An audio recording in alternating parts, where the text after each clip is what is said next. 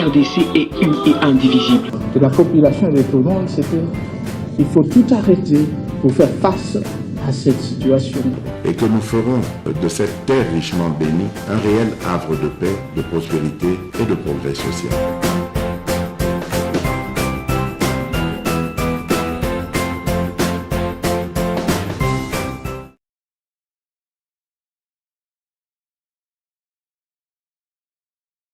Et je vous le disais, en République démocratique du Congo, la population est toujours sous le choc après le massacre de civils dans le territoire du Rutshuru, un massacre que l'armée congolaise attribue au M23. Les autorités parlent d'un crime de guerre. Cette tuerie aurait eu lieu après des affrontements entre la milice rebelle et différents groupes armés de cette région. Le bilan reste difficile à confirmer car la zone en question est toujours sous le contrôle du M23. Les précisions à Kinshasa de notre correspondante Aurélie Bazara Kibangula. Selon le gouvernement, au moins 120 personnes, dont 17 enfants, auraient été tuées à Kishiché, une localité située à environ 70 km de Goma. Des habitants sur place affirment avoir vu une cinquantaine de corps dans l'église de Kishiché. D'autres corps auraient aussi été enterrés dans une fosse commune. Mais le bilan reste difficile à confirmer car la zone, toujours sous le contrôle du M23, reste inaccessible aux sources indépendantes. Alors selon les autorités congolaises et plusieurs sources locales, ce massacre se serait produit le 29 novembre. Le M23 aurait lancé une opération de représailles contre des civils de Kishiché accusés de complicité avec des groupes armés locaux qui, eux, sont opposés au M23. Des affrontements avaient d'ailleurs été signalés entre ces groupes armés locaux et le M23 quelques jours avant ce massacre. De son côté, le M23 nie avoir tué une centaine de personnes. Dans un communiqué, le groupe rebelle affirme qu'au moins 8 civils ont été tués par balles perdues et parle, je cite, d'une manipulation des autorités congolaises à des fins politiques. Les autorités congolaises et des organisations non gouvernementales demandent l'ouverture d'une enquête indépendante sur ce qui s'apparente à un crime de guerre dans l'est de la République démocratique du Congo. Monsieur le Premier ministre, bonjour. Bonjour Denise Poté. Et meilleurs vœux. Merci et pareillement. Merci d'accueillir TV5 Monde à Kinshasa. Dans quelques jours, le pape François sera en RDC avant de se rendre au Soudan. Qu'attendez-vous de cette visite qui intervient 37 ans après celle de Jean-Paul II? D'abord, grand événement historique, parce qu'effectivement, ça intervient après 37 ans. Et pour rappel, la dernière rencontre entre justement Sa Sainteté le Pape et le président de la République, Félix Antoine Tshisekedi Tshilombo, c'était le 17 janvier 2020. Et à cette occasion, ils avaient abordé non seulement les questions sécuritaires, mais surtout les questions humanitaires. Et à la suite de cette rencontre, une invitation avait été lancée justement au pape François pour visiter et venir soulager, en tout cas dans son message, les populations de la République démocratique du Congo. Et nous avions reçu déjà une réponse positive de sa part pour le recevoir l'année passée. Ça devait être du 2 au 5 juillet 2022, visite qui a été reportée et heureusement confirmée au mois de décembre pour se faire ici du 31 janvier au 3 février. Et donc, nous ici, tous les messages ont été lancés pour avoir un bel accueil justement de cet événement que nous n'avons pas eu depuis plusieurs années et recevoir ce message avec en tout cas tous les acteurs de la vie publique de la République démocratique du Congo. Alors tous réconciliés en Jésus-Christ, c'est le thème retenu pour cette visite papale. À qui s'adresse ce message et quelle chance a-t-il d'être entendu, notamment dans l'Est où le 15 janvier encore, un attentat dans une église à Kasindi a fait une soixantaine de blessés et 10 morts. Bon, d'abord, ici, c'est l'occasion de condamner cet acte ignoble qui a été justement perpétré à Kasindi par des mouvements terroristes. Et aujourd'hui, des investigations sont déjà en cours avec d'ailleurs même des personnes interpellées. Et l'occasion, en tout cas, de donner tout notre message de compassion à ces familles qui ont dû perdre le leur parce que n'oublions pas, c'était une messe organisée à l'occasion des baptêmes d'enfants. Et donc, c'est un acte, comment dire, c'est un coup assez dur. Et je vais rappeler effectivement que le message avec lequel le pape vient, il s'adresse à tout le monde. Toute la classe, non seulement de la société civile, de toutes les confessions religieuses, mais aussi de la classe politique, pour avoir la paix et aussi adresser ce message justement à ces groupes terroristes et ces forces négatives du mal qui sèment terreur et désolation. Alors, l'épiscopat congolais a toujours été très engagé politiquement, hein. On se souvient qu'en 1990, le cardinal émérite Laurent Mosengo avait dirigé la conférence nationale. En 2018, le clergé congolais exhortait Joseph Kabila à ne pas briguer un troisième mandat. Et dans son agenda 2023, l'épiscopat congolais mobilise la population sur la question électorale afin qu'arrivent au pouvoir des personnes qui répondent à ses aspirations. Comment la classe politique congolaise joue-t-elle le rôle de vigie que joue l'épiscopat catholique au Congo? Tout d'abord, moi je vais rappeler l'invitation.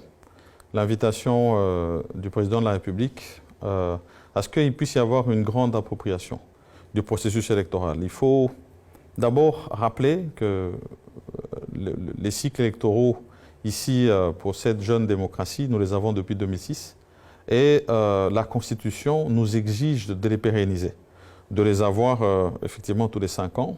Et donc ici, le besoin non seulement d'avoir le respect du délai constitutionnel par rapport aux élections, mais l'appropriation du processus. Et comme vous l'avez dit, l'Église a toujours joué un rôle d'éveil, si je peux dire ainsi, non seulement de ses fidèles, mais aussi de la population.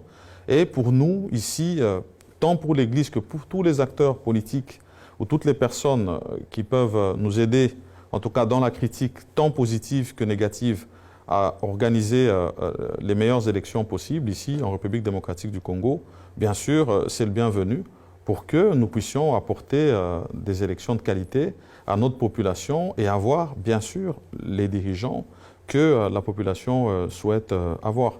Et donc nous sommes, nous, totalement engagés dans ce processus en tant que gouvernement, dans le financement de ce processus et dans l'accompagnement sécuritaire de la CENI pour l'organisation de ces élections en fin de cette année, le 20 décembre 2023. Alors, nous avons tous en mémoire le feuilleton de la présidentielle de 2018. Hein. Les conditions sont-elles réunies pour faire de la présidentielle du 20 décembre 2023 un scrutin transparent et dont les résultats seront incontestables? Je crois que les réponses se trouvent dans la loi électorale. La loi électorale qui a été reprise au niveau du Parlement a répondu justement aux failles que nous avons connues lors du processus électoral de 2018. Ça veut dire, si jamais je peux donner un détail, la publication des résultats par bureau de vote. Parce que c'était ça qui avait posé problème. Et donc aujourd'hui, ayant résolu ce problème, j'estime qu'on pourra avoir dans la transparence ces résultats qui seront donnés et donc des élections de meilleure qualité. Mais puisque ici nous parlons d'élections et qu'on a parlé d'appropriation, moi je vais donner deux éléments qu'il faut quand même mentionner. Cette fois-ci, une plus grande inclusivité. Vous savez que la République démocratique du Congo a, à l'extérieur de ses frontières, plusieurs Congolais. Et donc l'implication voulue, cette fois-ci, dans d'autres pays qui n'ont pas pu bénéficier justement du cycle électoral, notamment la Belgique, la France, les États-Unis, le Canada, l'Afrique du Sud, pour que, à ce niveau-là, puisqu'ils vont être considérés dans le cadre du fichier électoral et qu'il y aura aussi un enrôlement et une identification qui va se faire à ce niveau-là, qu'ils puissent aussi s'impliquer. Et à côté de cela, la question de la femme. Parce que selon, bien sûr, la volonté non seulement du constituant, mais aussi affirmée par le président de la République, c'est d'avoir plus de femmes dans la gestion de l'affaire publique. Au niveau du gouvernement, on a pu constater déjà qu'avec mon avènement, on a près de 27%, c'est un record par rapport à tous les gouvernements que nous avons eus dans la République. Et donc cette fois-ci, pour toutes les listes qui seront présentées avec plus de 50% de femmes, il n'y aura pas une exigence de paiement de caution. Et donc nous sommes presque garantis que ça aura une incidence sur la participation féminine dans ce processus électoral, parce que c'est aussi voulu par le constituant. Est-ce que la polémique sur la congolité de certains candidats est définitivement enterrée? Nous, effectivement, à notre niveau, ce n'est pas un problème. Nous avons, comme je l'ai dit, une loi électorale qui donne les conditions d'éligibilité comme pour tous les candidats. Et donc, ça ne devrait pas poser de problème. Et ici, dans toutes les questions que nous avons voulu traiter, on a voulu qu'elle ne soit pas individualisée. Ça veut dire que la loi, elle est unilatérale et elle est là pour tous. Et donc, elle va s'appliquer. Je ne pense pas que ça devrait poser problème à quelconque niveau. 2023 est l'année du bilan du premier mandat de Félix Tshisekedi, qui va certainement ressolliciter le suffrage des Congolais. Avec la situation qui prévaut à l'Est, on est loin de la paix qu'il avait promise en début de son mandat. Les médiations kenyanes et angolaises parviendront-elles à réconcilier les frères ennemis congolais et rwandais? Le processus de Luanda et de Nairobi sont deux processus dans lesquels nous sommes, nous, totalement engagés. Et s'il faut parler de cette question sécuritaire, je salue le fait que vous avez mentionné que ça fait près de 3 décennies que nous subissons ces revers à l'est de la République démocratique du Congo et que c'est à l'issue de notre hospitalité. Parce que ça aussi, il faut le mentionner, nous avions choisi d'accueillir des milliers de réfugiés lorsque nous avions ces événements malheureux des génocides au niveau du Rwanda. Et à partir de ce moment-là, nous avons hérité par la même occasion des groupes armés étrangers. Et à la suite de ces groupes armés étrangers, nous avons eu des forces d'autodéfense avec maintenant des groupes armés locaux. Et c'est depuis cette période-là que nous subissons toute cette insécurité à l'est de la République démocratique du Congo. Donc nous estimons d'abord à notre niveau que c'est une situation héritée de la sous-région. Et comme réponse à cette situation sécuritaire, nous avons choisi d'abord bien sûr d'installer un état de siège pour avoir des opérations militaires sur le terrain pour combattre ces forces négatives, surtout celles qui ont vocation terroriste, comme les ADF Nalu. Et puis, avec aussi justement les groupes armés locaux, une réponse en termes de démobilisation et de réinsertion à la vie sociale, d'où ce programme de PDDRCS que nous avons avec eux. Mais nous avons choisi aussi le volet diplomatique.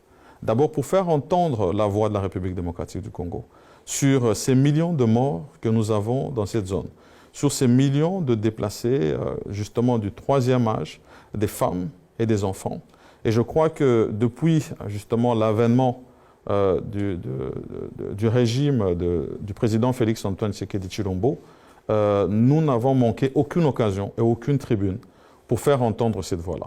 Et d'où les 2 processus qui se sont engagés, d'abord dans le cadre de notre adhésion à l'East African Community, pour que tous les pays qui sont concernés, y compris le Rwanda, sur lequel nous avons pointé, et pas seulement nous, par des rapports internes, mais aussi des rapports externes des Nations Unies, la responsabilité de la situation sécuritaire que nous avons à l'Est, dans l'appui du groupe armé M23. Mais au-delà de la question du M23 et des milices qui sèment la désolation depuis 3 décennies, pour amener et garantir la paix à l'Est, est-ce que la RDC ne devrait pas se donner les moyens de bâtir une armée, de gérer les questions foncières, l'exploitation des ressources naturelles et de veiller à la cohabitation pacifique des différents groupes ethniques qui sont à cheval entre le Congo et le Rwanda? Je crois que votre question fait appel au fait à plusieurs volets, justement. Et ça rappelle justement le contexte dans lequel le président Félix Antoine Tshisekedi prend justement ce pays. Et avec des défis, dont celui que vous mentionnez, qui est un défi, qui est le défi sécuritaire. Et le gouvernement que nous sommes, parce que nous travaillons justement sous sa directive et devons répondre à sa vision, nous, face à ces défis, nous avons décidé de répondre par des réformes, et des réformes structurelles. Et donc un gouvernement de défis et des réformes face à tous les problèmes qui ont été trouvés ici pour matérialiser la vision du chef de l'État. Et cette question, justement, que vous avez mentionnée, parce que un besoin de restructuration de l'armée, au vu des faiblesses qui ont été trouvées, et donc d'abord du point de vue organique, avoir une loi de programmation, ce qui a été fait, une loi de programmation militaire, pour arriver, ce qui n'a jamais, c'est important de le mentionner, ça n'a jamais été fait, c'est un inédit, pour arriver à restructurer l'armée. et avoir une armée qui puisse répondre aux besoins sécuritaires à la taille continentale de notre pays et du nombre d'habitants que nous avons. Et donc, ça, c'est une réponse que nous avons aussi voulu donner. Et puis, bien sûr, une loi sur la défense nationale que nous avons donnée, un plan de défense nationale. Et nous espérons que, à côté des moyens que nous allons apporter à ces programmes, nous allons résoudre le problème sur le temps. Mais nous avons besoin de l'implication, bien sûr, de tous les pays de la sous-région, parce que c'est une question où nous avons des groupes armés locaux, mais aussi des groupes armés étrangers. Cela fait 24 ans qu'une mission des Nations Unies est présente en RDC.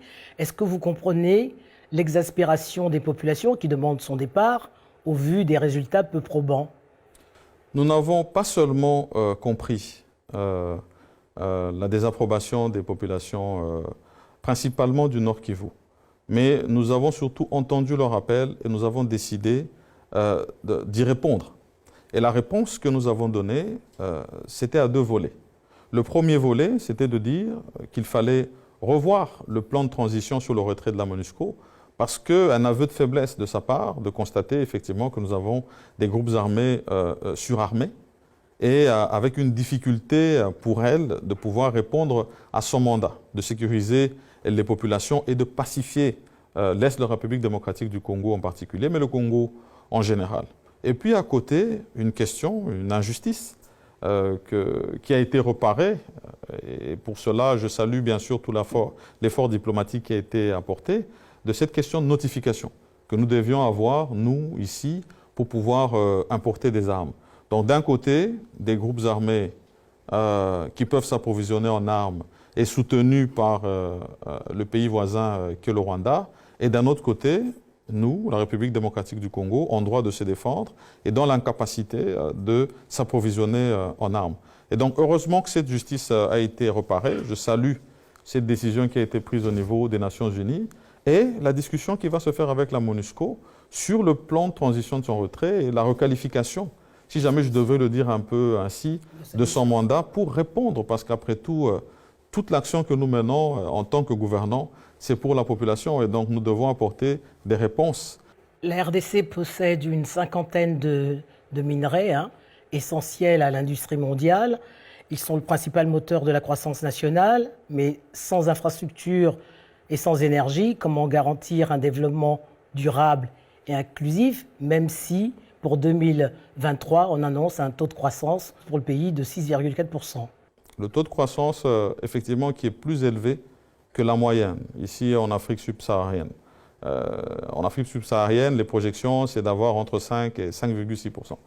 Tandis que pour la République démocratique du Congo, nous serons en projection à 6,7%. Et il faut rappeler que depuis la pandémie, parce qu'il faut comprendre que ça a été un moment difficile du point de vue mondial, mais difficile aussi pour la République démocratique du Congo. Parce que nous avons vu justement cette croissance baisser à près de 2%, c'était 2,2%, et nos activités économiques allaient vraiment en baisse. C'était en 2020. Et donc je vais rappeler qu'en 2021, en avril précisément, lorsque le gouvernement que je dirige se met en place, nous avons des défis pour élever justement et prouver notre résilience par rapport à cette situation mondiale, et donc décider d'abord des pratiques de bonne gouvernance. Nous décidons de nous remettre en programme avec nos partenaires traditionnels, le FMI, la Banque mondiale, et nous arrivons à le faire, et aujourd'hui nous sommes à notre 3e revue réussie avec succès. Et donc ça, c'est le premier élément. C'est d'abord choisir cette voie de bonne gouvernance. Et depuis, cette voie nous a donné des fruits. Non seulement parce que nous avons pu, par la lutte contre la corruption et le coulage des recettes, augmenter nos revenus, parce que sur tout ce que nous faisons, sur tous les axes dans lesquels nous nous sommes lancés, que ce soit sécuritaire, de santé, de l'enseignement ou des réponses sociales que nous devons donner, nous avons besoin des moyens pour répondre à notre politique. Et aujourd'hui, force est de constater que nous avons triplé le budget. Nous avions trouvé... Mais à ce propos, justement, quel bilan vous faites du PDL 145T, programme de développement local des 145 territoires, visant à réduire les inégalités et améliorer le cadre de vie des populations vivant dans des zones mal desservies, sans services sociaux? Le programme des 145 territoires est un programme que nous avons voulu et choisi pour répondre au fait à un problème social. Je vous l'ai dit, le gouvernement que je dirige est un gouvernement des défis et des réformes. Et donc ici répondre d'abord à une juste redistribution des richesses, c'est le premier objectif, mais c'est aussi d'apporter des réponses sociales.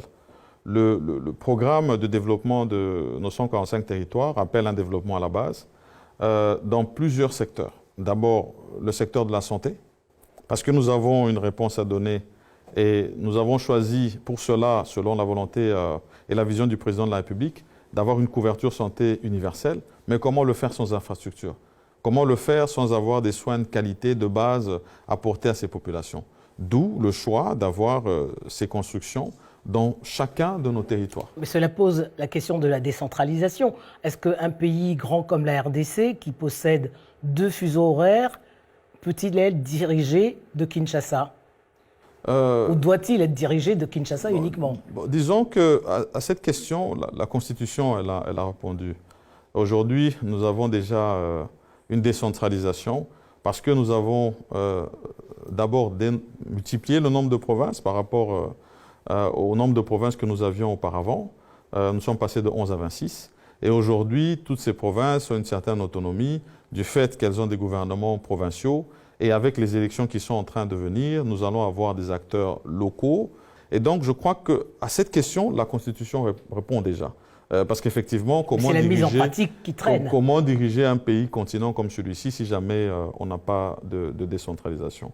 Mais je crois que vous aviez mentionné une question qui était très importante, à laquelle j'avais déjà commencé à répondre sur les réponses que nous devions donner, non seulement dans le cadre du PDL 145, c'est aussi justement par rapport à la question de la croissance que nous devions avoir, à la réponse que nous devions donner par rapport à côté de cette croissance, à cette guerre que nous avons entre la Russie et l'Ukraine, et qui a eu des impacts assez forts ici. Dans le cadre du programme 145 territoires, ce n'est pas que les infrastructures qui sont visées. Parce qu'effectivement, ces constructions d'écoles, ces constructions de centres de santé, de bâtiments administratifs, parce que nous voulons renforcer l'autorité de l'État, mais c'est aussi des programmes de renforcement des capacités agricoles. Et là aussi, la femme est visée. Alors je vous prends au mot, parce que la crise sanitaire et la crise russo-ukrainienne ont montré à quel point les pays africains étaient tributaires des importations. La RDC, qui pourrait être le grenier de l'Afrique, en raison justement des milliers d'hectares de terres arables qu'elle possède, n'en exploite qu'à peine 2%. Comment vous expliquez ce paradoxe? D'abord, c'est 80 millions d'hectares de terres arables que nous avons, et donc vocation non seulement à une autosuffisance alimentaire pour notre pays, mais aussi possibilité de nourrir le continent et le monde. Et aujourd'hui, nous allons y travailler pour pouvoir atteindre cet objectif.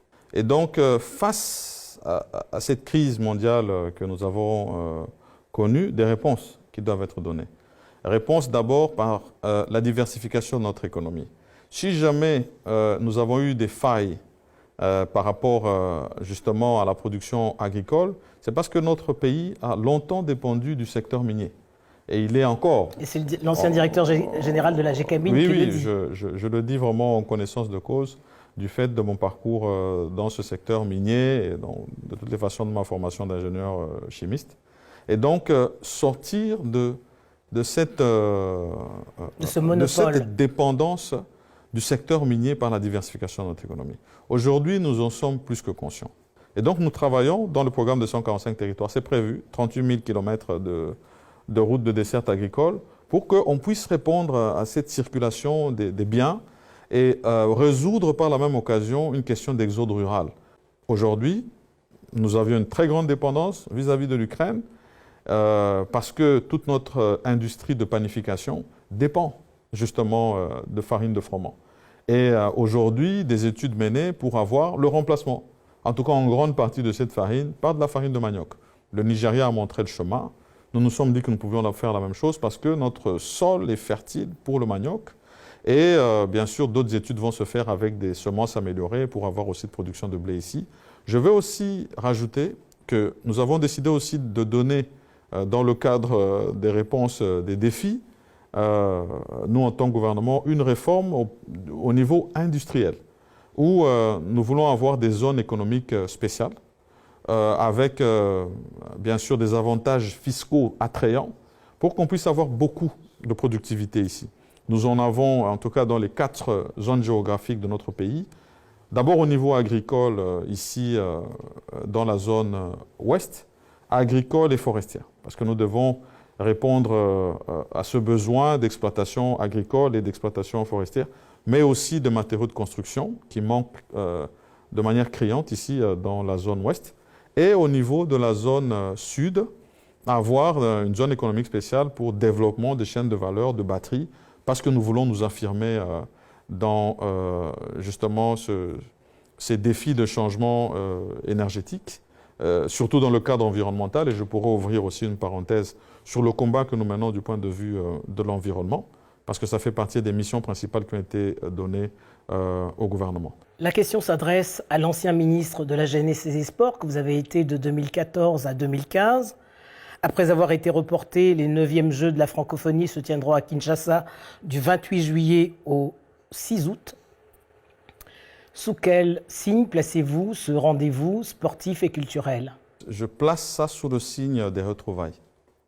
Je vais rappeler que nous n'avons pas eu des Jeux de la francophonie depuis l'événement de la pandémie que nous avons connu en 2020, qui avait fait une très grande restriction des mouvements des personnes.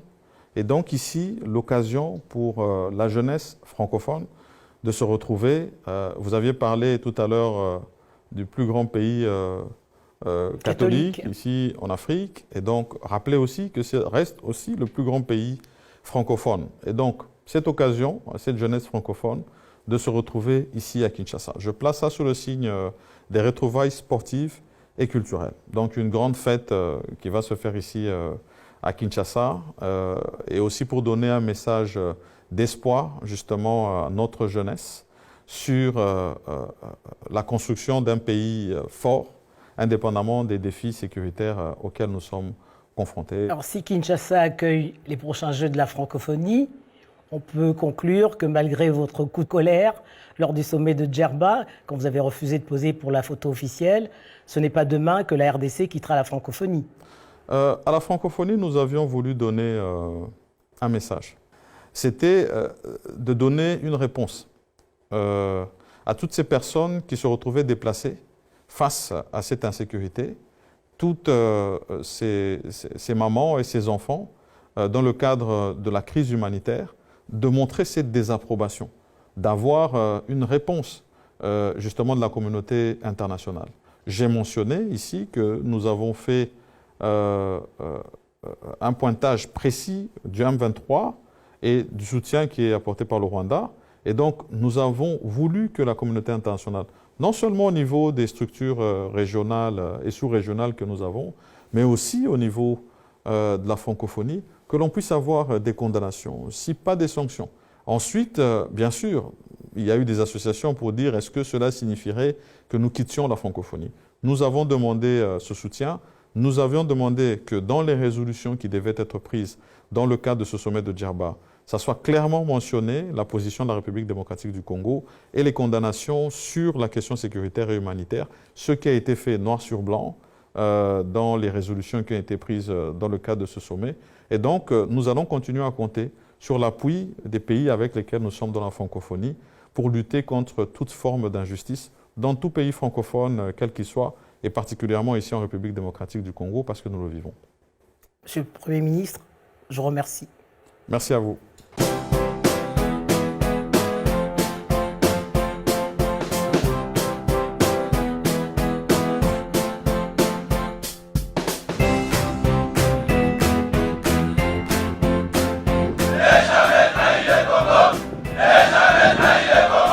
La RDC est une et indivisible. De la population et de tout le monde, c'est qu'il faut tout arrêter pour faire face à cette situation.